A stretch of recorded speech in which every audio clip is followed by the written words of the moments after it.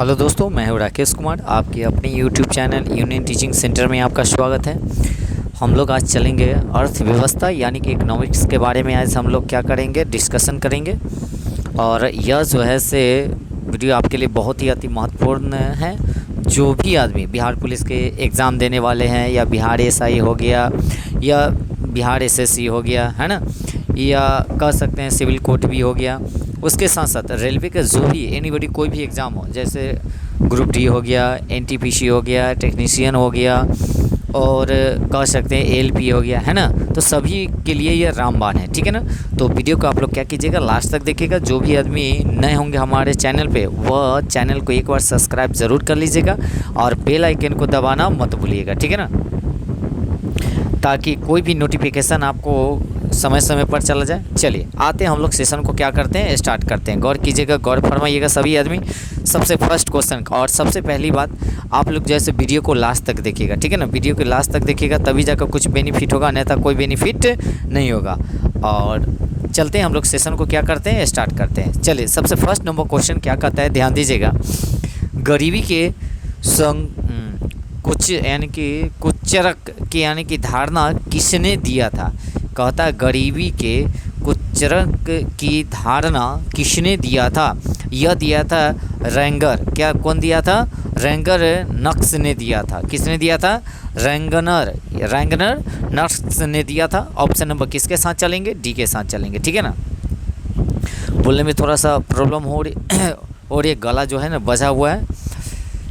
चलते हैं आगे, चलते हैं, सेशन को स्टार्ट करते हैं फिर से आगे। प्रथम राष्ट्रीय मानव विकास रिपोर्ट किस प्रधानमंत्री के कार्यकाल में जारी किया गया था। तो कहता है से प्रथम राष्ट्रीय मानव विकास रिपोर्ट किस प्रधानमंत्री के कार्यकाल में जारी किया गया था। तो अटल बिहारी वाजपेयी, यानी कि ऑप्शन नंबर किसके साथ जाएंगे, सी के साथ चलेंगे। ठीक है ना।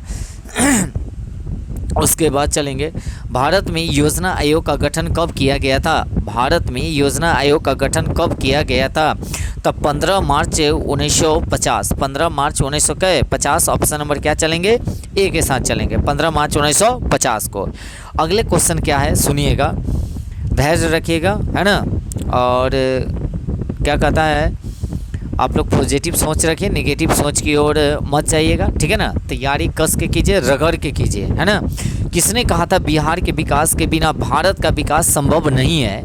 किसने कहा था बिहार के विकास के बिना भारत का विकास संभव नहीं है। यह कहते एपीजे अब्दुल कलाम, जो ऑप्शन नंबर क्या है, बी है। ऑप्शन नंबर बी के साथ चलेंगे, ऑप्शन नंबर बी आपका राइट आंसर होगा। उसके बाद आगे चलते हैं क्वेश्चन नंबर नेक्स्ट की ओर, ध्यान दीजिएगा।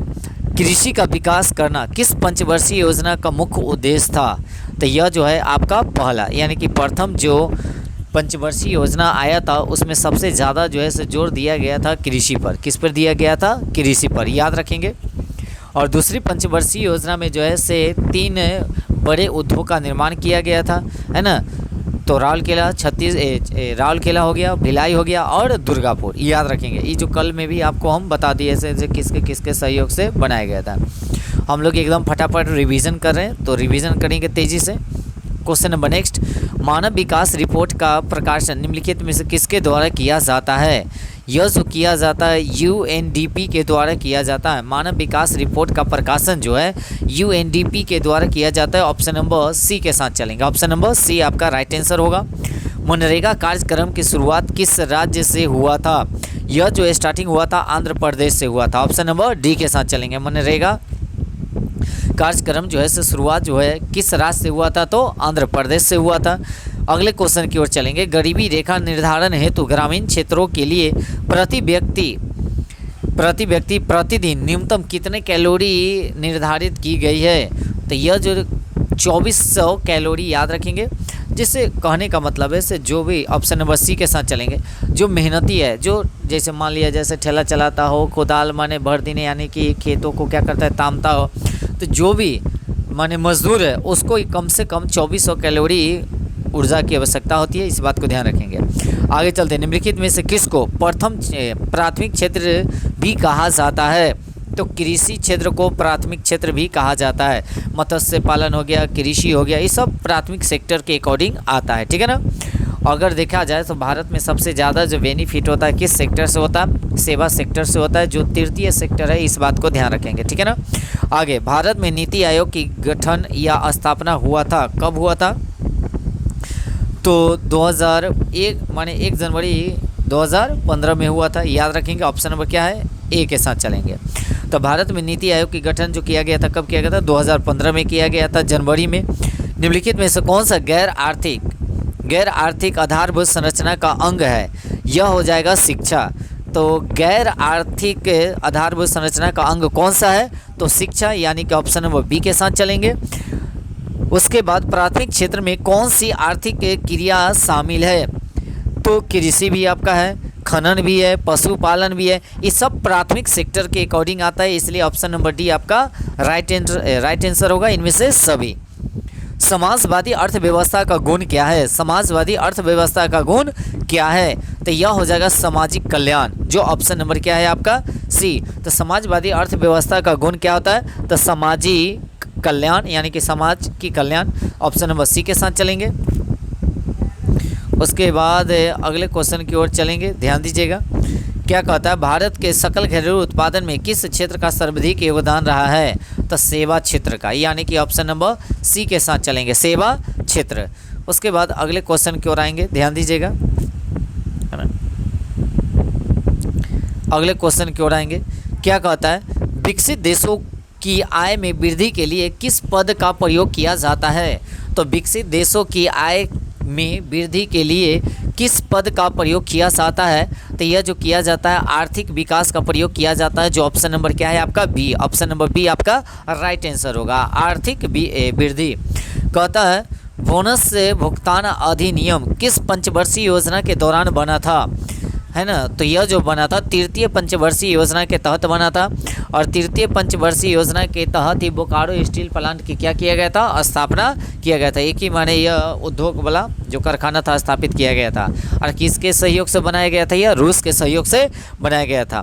तो ऑप्शन नंबर चलेंगे सी के साथ, ऑप्शन नंबर सी आपका राइट आंसर होगा। संसाधनों की खोज एवं प्रबंधन के लिए किस उपग्रह का प्रयोग किया जाता है? यह जो किया जाता है तो सुदूर संवेदी उपग्रह है, जो ऑप्शन नंबर बी हो जाएगा, ऑप्शन नंबर बी आपका राइट आंसर, सुदूर संवेदी उपग्रह। निम्नलिखित में से किसे पिछड़ा राज्य कहा जाता है? तो बिहार जो है से एक पिछड़ा राज्य सबसे पीछे है, अपने राज्य क्या है? बिहार। ऑप्शन नंबर क्या है? सी आपका राइट आंसर होगा। भारत की आर्थिक व्यवस्था कैसी है? भारत की आर्थिक व्यवस्था कैसी है? तो भारत की जो आर्थिक व्यवस्था है वह मिश्रित अर्थव्यवस्था है। क्या है? मिश्रित अर्थव्यवस्था है, जो ऑप्शन नंबर डी आपका राइट आंसर होगा, ठीक है ना। आगे चलते, निम्नलिखित में से कौन सा आर्थिक आधारभूत संरचना का घटक है? निम्नलिखित में से कौन आर्थिक आधारभूत संरचना का घटक है? तो यह जो हो जाएगा आपका वित्त हो जाएगा, जो ऑप्शन नंबर आपका हो जाएगा ए, ऑप्शन नंबर ए आपका राइट आंसर होगा। भारतीय योजना आयोग के प्रथम अध्यक्ष कौन थे? भारतीय योजना आयोग के प्रथम अध्यक्ष कौन थे? यह हो जाएगा पंडित जवाहरलाल नेहरू, पंडित जवाहरलाल नेहरू। भारतीय योजना आयोग के प्रथम अध्यक्ष कौन थे? पंडित जवाहरलाल नेहरू, जो ऑप्शन नंबर आपका क्या है? सी आपका राइट आंसर होगा। योजना आयोग के कौन हो जाएंगे? जवाहरलाल नेहरू। आर्थिक क्रियाओं का क्या उद्देश्य था? आर्थिक क्रियाओं का क्या उद्देश्य था? तो जीविकों का पार्जन, क्या है? जीविकों का पार्जन हो जाएगा, जो ऑप्शन नंबर डी आपका राइट आंसर होगा, ऑप्शन नंबर डी। आर्थिक विकास संबंधित है, तो किससे आर्थिक विकास संबंधित है?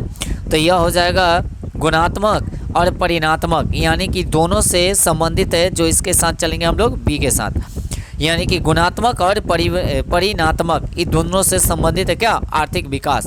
तो ऑप्शन नंबर सी के साथ चलेंगे, ए और बी दोनों। एक समाजवादी अर्थव्यवस्था में सर्वाधिक बल किस पर दिया जाता है? ये जो दिया जाता है, सबसे पहले ध्यान रखेंगे, लोक कल्याण पर सबसे ज़्यादा बल दिया जाता है। कब? समाजवादी अर्थव्यवस्था में। किस पे? तो लोक कल्याण पर, जो ऑप्शन नंबर डी आपका राइट आंसर है, ऑप्शन नंबर डी। उसके बाद आगे चलेंगे, है ना, अगले क्वेश्चन पे। तो विकासशील देशों में कार्यशील जनसंख्या अधिकांशतः यानी कि संलग्न होती है, किससे? कृषि से, option number A, option number A आपका राइट आंसर होगा। उसके बाद नरेगा कार्यक्रम के नाम के साथ किस व्यक्ति का नाम जुड़ा हुआ है? तो यह है जो महात्मा गांधी जी का, महात्मा गांधी जी का ऑप्शन नंबर डी के साथ चलेंगे। ऑप्शन नंबर डी आपका राइट आंसर होगा, महात्मा गांधी जी। इनमें से कौन से देश में मिश्रित अर्थव्यवस्था है? तो अपने देश भारत, अपने देश अपने देश भारत। चलते हैं आगे। राष्ट्रीय विकास परिषद का गठन कब किया गया था? राष्ट्रीय विकास परिषद का जो गठन किया गया था 1952 में किया गया था, 1952 में। Option number B. जवाहर रोजगार योजना लागू किया गया था, जवाहर रोजगार योजना लागू जो किया गया था वह कब किया गया था? 1989 में, 1989। Option number B, option number B आपका राइट आंसर होगा, 1989। नोबेल पुरस्कार से सम्मानित बांग्लादेशी अर्थशास्त्री कौन थे? यह थे प्रो मोहम्मद यूनिस, यानी कि ऑप्शन नंबर कौन? सी आपका आंसर हो जाएगा, प्रो मोहम्मद यूनिस। योजना आयोग को भंग यानी कि कर कौन सा आयोग बना? तो इसको जो है से भंग करके नीति आयोग बनाया गया था, है ना। योजना आयोग को ख़त्म करके क्या बनाया गया? नीति आयोग, जो 2015 में बनाया गया, जो ऑप्शन नंबर ए आपका राइट आंसर है। ओके, चलते हैं अब आगे, ध्यान दीजिएगा।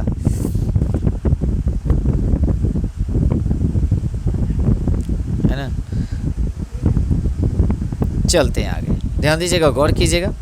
क्या कहता है? जिस देश की राष्ट्रीय आय अधिक होती है उस देश को क्या कहा जाता है?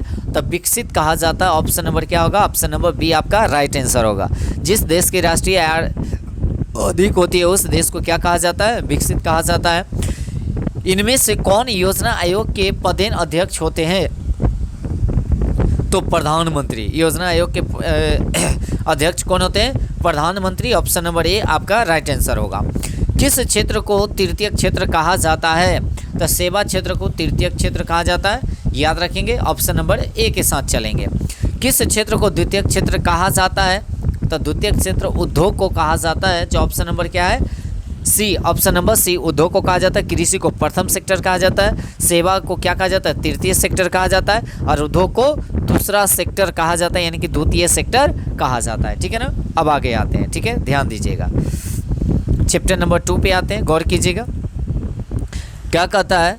भारत में किस राज्य के प्रति व्यक्ति जो है से आय सर्वाधिक है?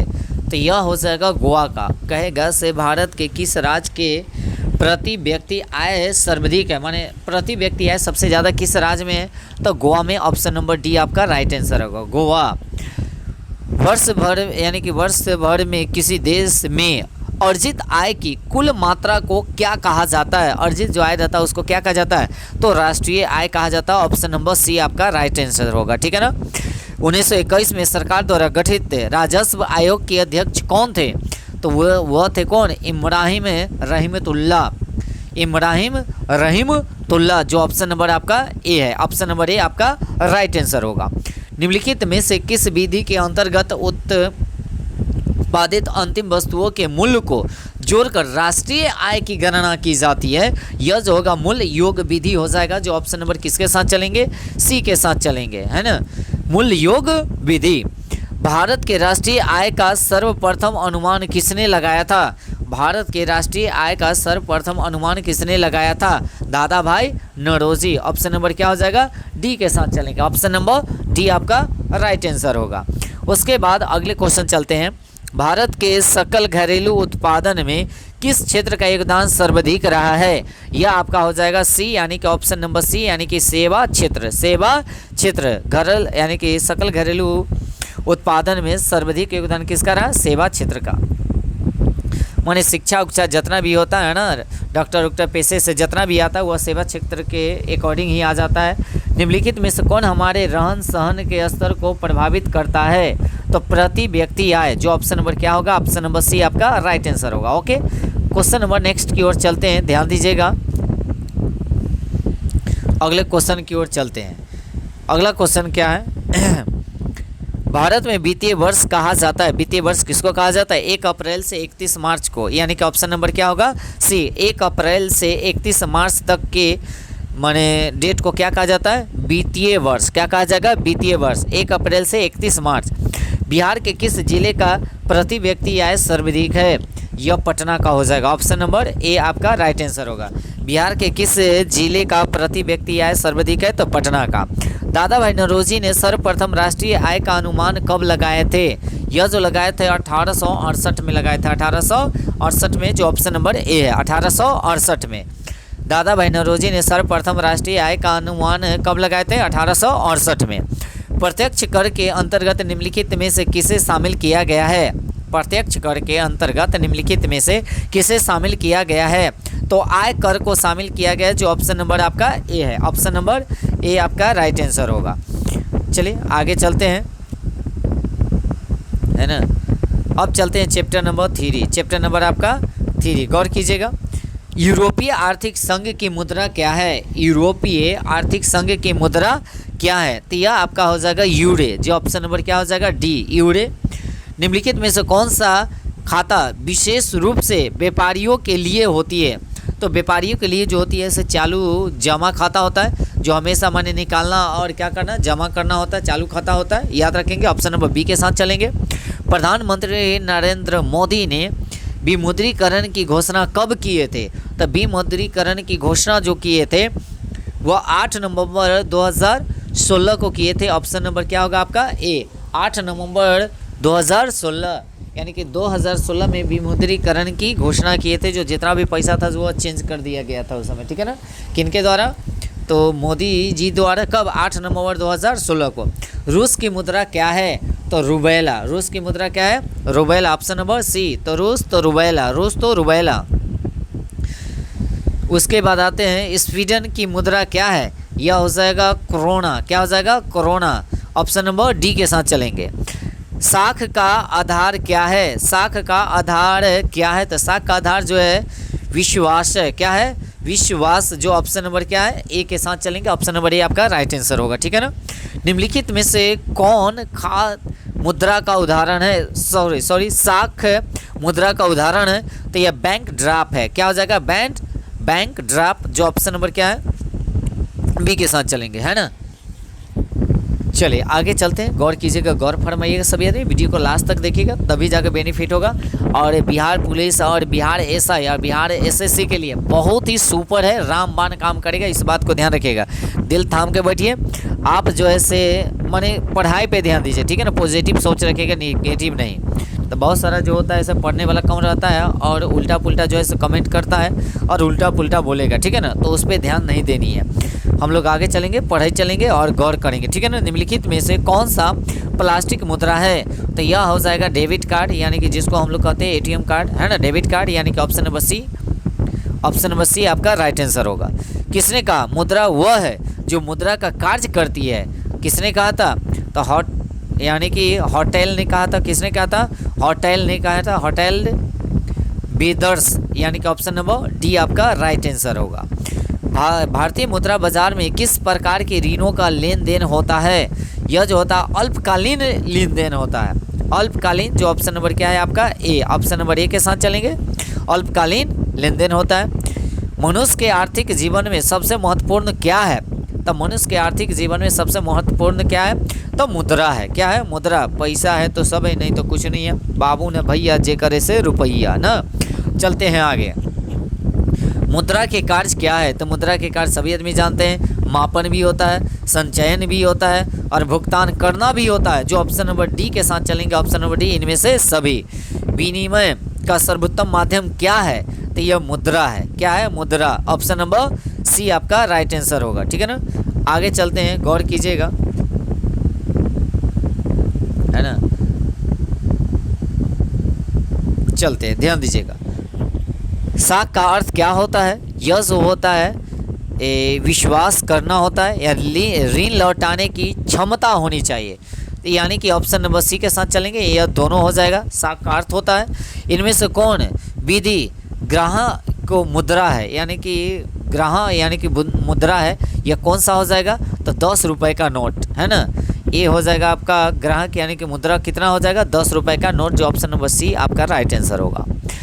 एटीएम का अर्थ क्या होता है? एटीएम का अर्थ क्या होता है? स्वचालित टेलर मशीन। स्वचालित यानी कि automatic teller machine. Option number A के साथ चलेंगे। स्वचालित यानी कि टेलर मशीन, ऑटोमेटिक यानी कि टेलर मशीन इंग्लिश में कह सकते हैं। आगे, इनमें से कौन मुद्रा का साख पात्र नहीं है, पत्र नहीं है? यह हो जाएगा चित्र मुद्रा, जो ऑप्शन नंबर सी आपका राइट आंसर होगा। चित्र मुद्रा। मुद्रा का प्राचीनतम रूप क्या है? तो मुद्रा का प्राचीनतम रूप जो है आपका वस्तु मुद्रा है, जो ऑप्शन नंबर क्या, ऑप्शन नंबर डी के साथ चलेंगे। ऑप्शन नंबर डी आपका राइट आंसर। मुद्रा का प्राचीनतम रूप क्या है? तो वस्तु मुद्रा। मुद्रा वह धुरी है जिसके चारों ओर संपूर्ण आर्थिक विज्ञान चक्कर काटता है, जिसे हम लोग क्या कहते हैं? यह जो कहा जाता है मार्शल, यानी कि ऑप्शन नंबर बी आपका राइट आंसर होगा। इस तरह से हम लोग 3 चैप्टर जो है से क्या कर लिए, ख़त्म कर लिए। अब आएंगे हम लोग चौथे चैप्टर पे, ध्यान दीजिएगा, है ना, हमारी वित्तीय संस्थाएं, चैप्टर नंबर 4। चैप्टर नंबर 4 याद करेंगे, चैप्टर नंबर 4 पे आएंगे, ठीक है। चलिए, क्या कहता है अगला क्वेश्चन, ध्यान दीजिएगा। बिहार में पहला क्षेत्रीय ग्रामीण बैंक कब स्थापित किया गया था? तो 1976। 1976 यानी कि ऑप्शन नंबर सी। तो बिहार में पहला क्षेत्रीय ग्रामीण बैंक कब स्थापित किया गया था? 1976 में। 1976 में। क्षेत्रीय ग्रामीण बैंक की स्थापना कब किया गया था?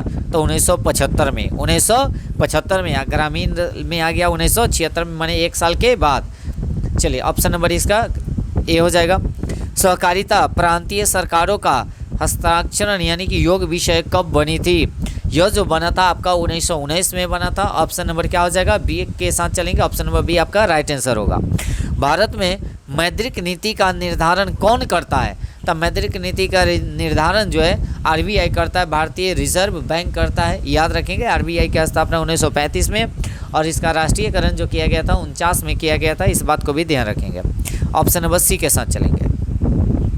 केंद्रीय सहकारी बैंक किस स्तर पर काम करता है? यह जिला स्तर पर काम करता है, जो ऑप्शन नंबर क्या होगा? बी आपका राइट आंसर होगा। उसके बाद करता है प्राथमिक कृषि साख समिति कृषकों को किस प्रकार का ऋण अदा करती है? यह जो ऋण अदा करती है अल्पकालीन ऋण जो है से अदा करती है। ऑप्शन नंबर ए के साथ चलेंगे। ऑप्शन नंबर ए आपका राइट आंसर होगा। आगे चलते हैं, ध्यान दीजिएगा, है ना। क्या कहता है भारत की वित्तीय राजधानी किस शहर को कहा जाता है? तो भारत की वित्तीय राजधानी किसको कहा जाता है? मुंबई को। ऑप्शन नंबर ए आपका आंसर हो जाएगा। ऑप्शन नंबर ए यानी कि मुंबई को। भारत की वित्तीय राजधानी किस शहर को कहा जाता है? मुंबई को। भारतीय रिजर्व बैंक की स्थापना कब किया गया था? 1935 में। अभी ना बताया था 1935 में। याद रखेंगे। ऑप्शन नंबर बी के साथ चलेंगे। सहकारिता क्या होगा आपका? सहकारिता साख समिति कानून कब पारित किया गया था? तो यह जो पारित किया गया था 1904 में किया गया था। ऑप्शन नंबर आपका क्या हो जाएगा? बी। 1904 में। ऑप्शन नंबर बी के साथ चलेंगे। 1904। केंद्रीय सांख्यिकी संगठन की स्थापना कब किया गया था? यह की जो किया गया था 1954 में किया गया था। तो केंद्रीय सांख्यिकी गठन का सांख्यिकी का स्थापना कब किया गया था? 1954 में। 1954 में। याद रखेंगे। ग्रामीण बैंक के संस्थापक कौन थे? ग्रामीण बैंक के संस्थापक कौन थे? प्रो मोहम्मद यूनुस। प्रो मोहम्मद क्या है? यूनुस। याद रखेंगे यूनुस, जो ऑप्शन नंबर ए आपका राइट आंसर होगा।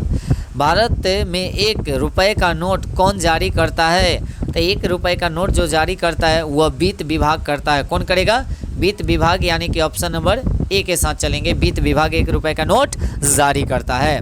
अब आगे चलते हैं। कृषि तथा ग्रामीण विकास के लिए पूर्ण वित्त यानी कि करने वाली शीर्ष संस्था कौन सी है? तो यह जो संस्था हो जाएगी नाबार्ड हो जाएगा, जो ऑप्शन नंबर बी आपका राइट आंसर होगा। NABARD is right answer. राज्य वित्त आयोग का गठन किया जाता है। राज्य वित्त आयोग का गठन किया जाता है। अब किया जाता किसके? पंचायतों के वित्तीय स्थिति के पूर्ण अवलोकन हेतु, केंद्रीय और राज्यों के वित्तीय संबंध यानी कि पूर्ण अवलोकन हेतु, या बैंकों के वित्तीय स्थिति और पूर्ण अवलोकन हेतु, यानी कि ऑप्शन नंबर डी इनमें से सभी आपका आंसर होगा। सभी के साथ चलेंगे, ठीक है ना। ऑप्शन नंबर डी आपका राइट आंसर होगा। भारत का केंद्रीय बैंक कौन सा है? तब भारत का केंद्रीय बैंक जो है Reserve Bank of India. Reserve Bank of India. Option number A आपका राइट आंसर होगा। केंद्रीय बैंक है रिजर्व बैंक ऑफ इंडिया। दीर्घकालीन ऋण प्रदान करने वाली संस्था कौन सी है? यह भूमि विकास बैंक है। क्या है? भूमि विकास बैंक जो है दीर्घकालीन यानी कि ऋण प्रदान करता है, जो ऑप्शन नंबर सी के साथ चलेंगे, भूमि विकास बैंक। निम्नलिखित में से कौन सा संस्थान भारत में मुद्रा जारी करने के लिए अधिकृत है? तो मुद्रा जारी करने के लिए अधिकृत कौन सा है? तो reserve Bank of India, Reserve Bank of India option number A के साथ चलेंगे। सभी आदमी एक बार ज़रूर लाइक कर दीजिएगा, है ना। बड़ी मेहनत लगता है, लगातार बोलने में व्हाट निकल जाता है, ठीक है ना। आप ही लोगों के लिए लेके आते हैं सेशन, और ये जो सेशन चल रहा है ना, ये ध्यान में रखिएगा, से एक एग्ज़ाम के लिए नहीं, खाली ओनली फॉर बिहार पुलिस के लिए नहीं, बल्कि बिहार एसआई में भी रामबाण करे, माने रामबाण यानी कि ये है रामबाण का काम करेगा। और बिहार जो सीजीएल आने वाला है, या बिहार एसएससी 10+2 पर निकला हुआ है, और उसका भी एग्ज़ाम होने वाला है, उसके लिए भी रामबाण होगा, इस बात को ध्यान रखिएगा, ठीक है ना। चलते हैं आगे। भारत में करेंसी नोट कौन जारी करता है? यह करता है Reserve Bank of India, Reserve Bank of India option number C के साथ चलेंगे। व्यावसायिक, आप लोग कह रहे होंगे सर कंटिन्यू चल रहे हैं, माने इसका डिस्कशन नहीं करा रहे हैं चारों माने ऑप्शन का, क्योंकि हम लोग रिवीजन क्लास कर रहे हैं। कल कि अगर पूरा का डिस्कशन कराने लगे तो टाइम ज़्यादा ही लग जाएगा। हम लोग जितना से जितना हो सके, बहुत कम समय बचा हुआ है बिहार पुलिस का, इसलिए जितना से जितना हो सके सभी को हम लोग क्या करेंगे, एक बार अच्छी से रिवीजन कर लेंगे। रिवीजन 2 बार 3 बार 4 बार 5 बार पढ़िएगा ना, ऑटोमेटिक ऐसे आपका याद हो जाएगा। और एक बार ऑप्शन अगर देखिएगा एग्जाम में, तो एक बार में डायरेक्ट आंसर उसी पे जाएगा, ठीक है ना, याद रहना चाहिए। चलिए ठीक है, और तनिक वीडियो को शेयर ज़रूर दोस्त महिमों में कीजिएगा, है ना, और लाइक ज़रूर कर दीजिएगा। सभी आदमी जितना से जितना हो सके थोड़ा सा वीडियो को फैलाने का प्रयास कीजिए, है ना। चलते हैं आगे। व्यावसायिक बैंकों का राष्ट्रीयकरण कब किया गया था? तो व्यावसायिक बैंकों का राष्ट्रीयकरण जो किया गया था 1969 में किया गया था। 1969 ऑप्शन नंबर किसके साथ चलेंगे? सी के साथ चलेंगे। चलते हैं अब आगे, ध्यान दीजिएगा, अगले क्वेश्चन की ओर चलते हैं, है ना।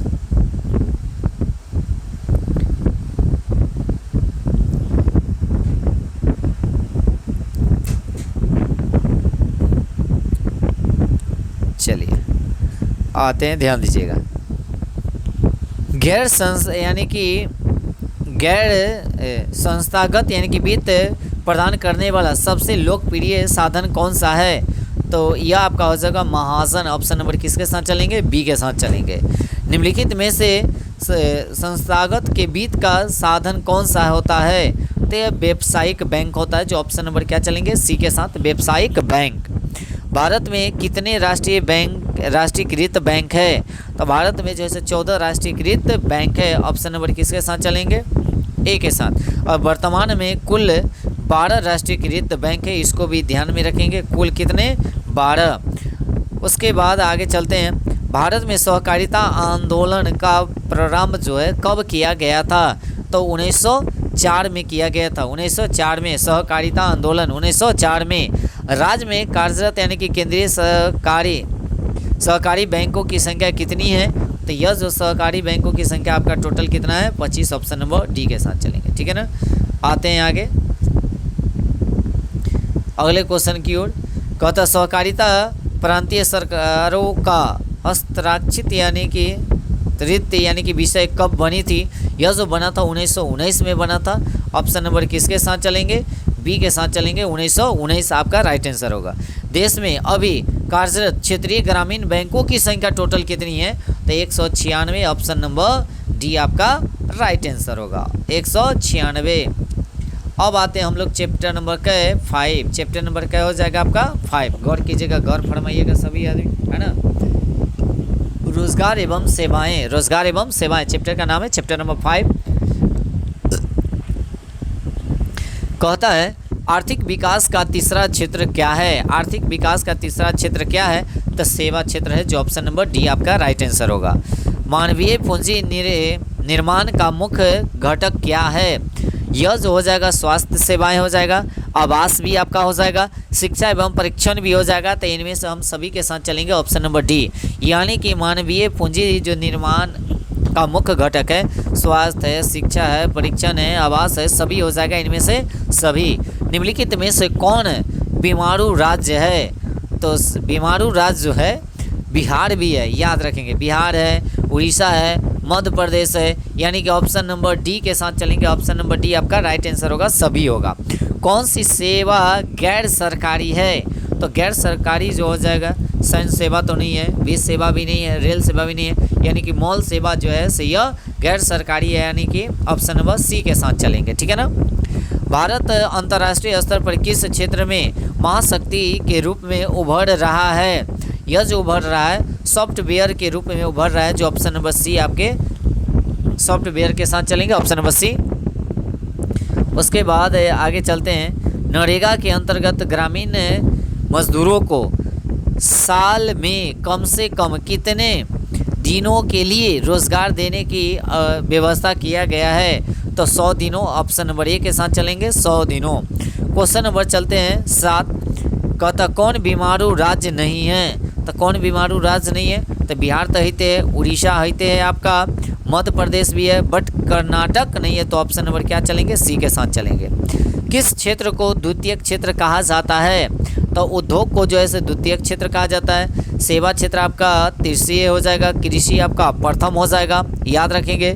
ऊर्जा के मुख्य स्रोत क्या है? तो ऊर्जा का मुख्य स्रोत जो है कोयला भी है, पेट्रोलियम भी है, विद्युत भी है, यानी कि ऑप्शन नंबर आपका डी के साथ चलेंगे, सभी हो जाएगा। ऊर्जा का मुख्य स्रोत कोयला, पेट्रोलियम और विद्युत, सभी को याद रख ले रहेंगे। भारत में सेवा क्षेत्र को सामान्यतः कितने भागों में बांटा गया है? इसको जो बांटा गया 2 भागों में बांटा गया, जो ऑप्शन नंबर ए के साथ चलेंगे। बिहार एक राज्य है, बिहार एक राज्य है, तो कैसी राज्य है? तो कृषि प्रधान राज्य है, ऑप्शन नंबर डी आपका राइट आंसर होगा। कृषि प्रधान राज्य है या कृषि प्रधान देश हमारा भारत देश है। मानव पूंजी निर्माण के मुख्य घटक नहीं है, तो कौन सा नहीं है? तो भोजन है, वस्त्र है, शिक्षा है, यानी कि इनमें से कहता कौन घटक नहीं है? तो भोजन भी नहीं है, ना वस्त्र भी नहीं है, शिक्षा भी नहीं है, इनमें से कोई नहीं, जो ऑप्शन नंबर किसके साथ चलेंगे? डी के साथ चलेंगे, है ना। तो मुख्य घटक नहीं है, यानी कि भोजन है, वस्त्र है, शिक्षा है, कोई इनमें से यानी कि कोई नहीं, याद रखेंगे, ठीक है ना, इनमें से कोई नहीं होगा। आर्थिक विकास का दूसरा क्षेत्र क्या है? आर्थिक विकास का दूसरा क्षेत्र क्या है? तो यह आपका हो जाएगा क्या? उद्योग, क्या हो जाएगा? उद्योग। कृषि जो है सब प्रथम सेक्टर है, सेवा तृतीय सेक्टर है, शिक्षा भी जो आता है सब आपका तृतीय सेक्टर के अकॉर्डिंग ही आता है। भारत का पहला टेलीविज़न केंद्र कहाँ स्थापित किया गया था? तो पहला टेलीविज़न जो है से दिल्ली में स्थापित किया गया था, कहाँ? तो दिल्ली में, ऑप्शन नंबर सी के साथ, ऑप्शन नंबर सी के साथ चलेंगे, ठीक है ना। ध्यान देंगे, सभी आदमी गौर करेंगे, है ना।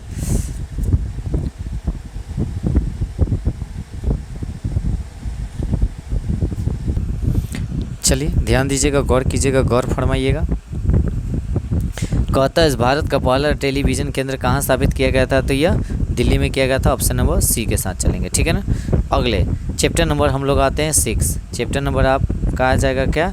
6। ध्यान दीजिएगा, वैश्वीकरण, वैश्वीकरण, ध्यान दीजिएगा। विश्व व्यापार संगठन का मुख्यालय कहाँ है?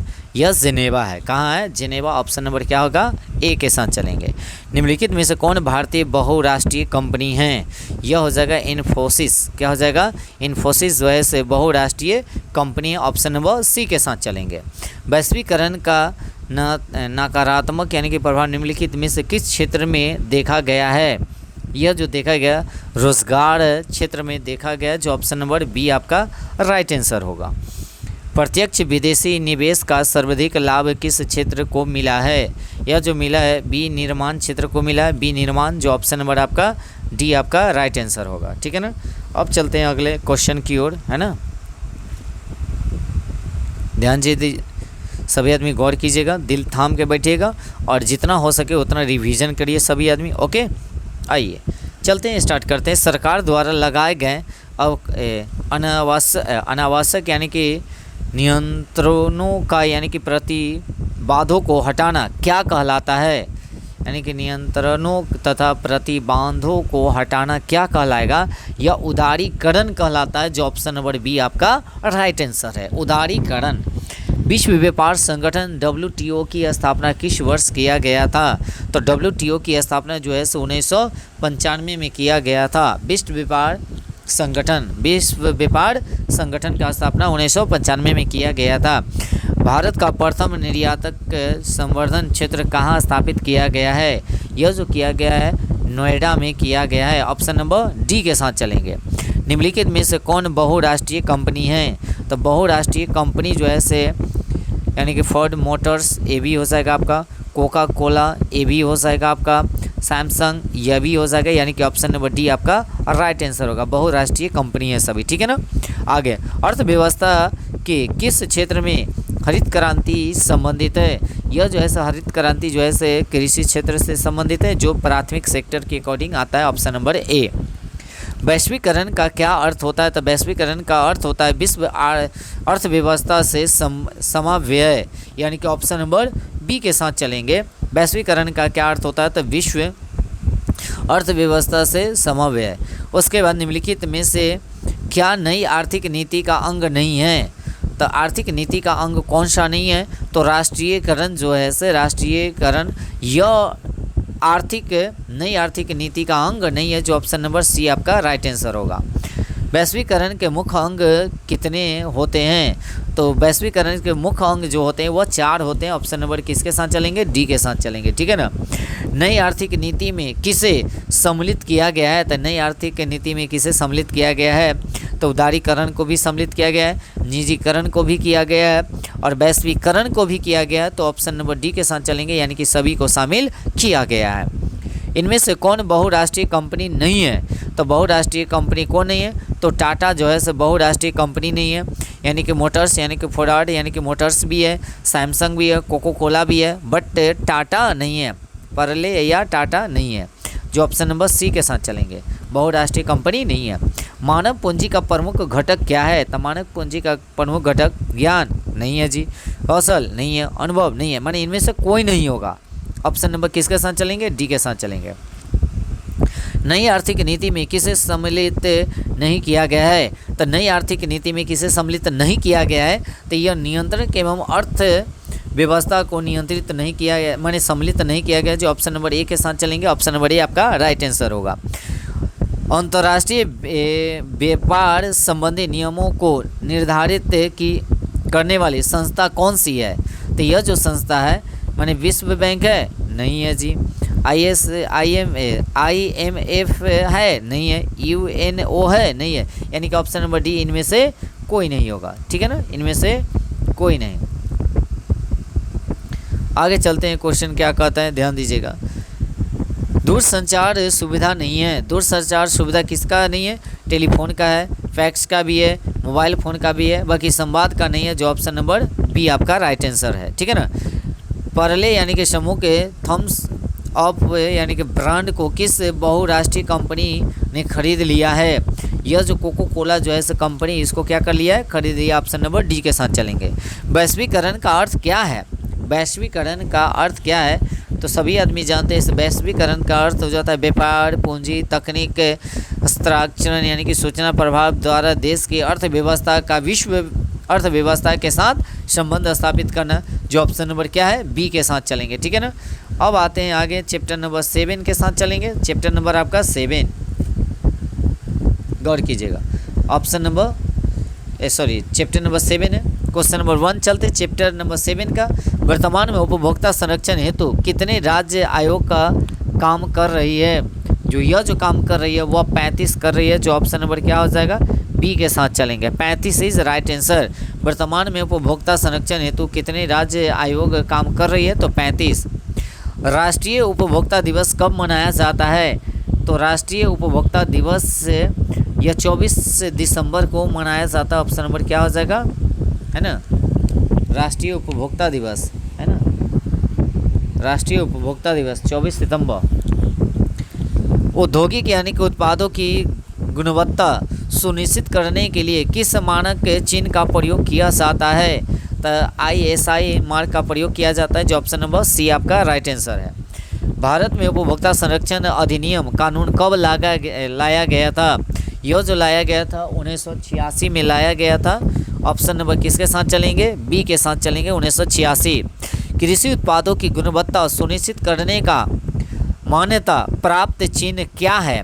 या कह सकता है कृषि उत्पादों के मानकीकरण के लिए किस मानक का प्रयोग किया जाता है? यह जो किया जाता है 1 मार्क का किया जाता है, जो ऑप्शन नंबर क्या होगा, बी आपका राइट आंसर होगा। स्वर्ण कहता है स्वर्ण भूषणों की यानी कि परिशुद्धता को सुनिश्चित करने के लिए किस मान्यता प्राप्त चिन्ह का होना आवश्यक है। माने सोना होना जो होता है उसके लिए तो हॉल मार्क होता है सोना के शुद्धिकरण के लिए। इस बात को ध्यान रखेंगे, ऑप्शन नंबर बी के साथ चलेंगे, ठीक है ना। ऑप्शन नंबर बी आपका राइट आंसर होगा, ठीक है। चलिए, वस्तुओं को सेवाओं को अपने उपयोग के लिए कौन खरीदता है। यह जो खरीदता है आपका उपभोक्ता खरीदता है, जो ऑप्शन नंबर सी आपका राइट आंसर है। उसके बाद आगे चलते हैं, उपभोक्ता अधिकार दिवस कब मनाया जाता है। तो यह जो है से 15 मार्च को मनाया जाता है, ऑप्शन नंबर बी के साथ चलेंगे, ठीक है ना।